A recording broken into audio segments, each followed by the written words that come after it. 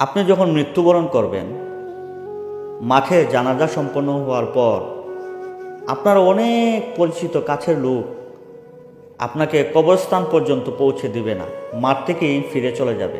কারণ তার অনেক ব্যস্ততা, অনেক প্রয়োজনীয়তা রয়েছে, অনেক জরুরি কাজ রয়েছে। আপনাকে কবর পর্যন্ত ওরা পৌঁছে দেওয়ার সময়টুকু ওদের নেই। জানাজার মাঠ থেকেই ওরা বিদায় নিয়ে নেবে। অথচ আপনি যখন বেঁচে ছিলেন, ওই লোকগুলোর জন্য আপনি কতই না কিছু করেছেন, কত সময় ব্যয় করেছেন, তাদের জন্য অনেক টাকা পয়সা আপনি নষ্ট করেছেন, সময় নষ্ট করেছেন। এই সময়টুকুতে আপনি যথাযথভাবে আল্লাহর হুকুম বিধানগুলি ঠিকঠাক মতো পালন করতে পারেন নাই। কিন্তু শেষ মুহূর্তে আপনাকে কবরস্থান পর্যন্ত পৌঁছে দেওয়ার সময়টুকু তাদের নেই।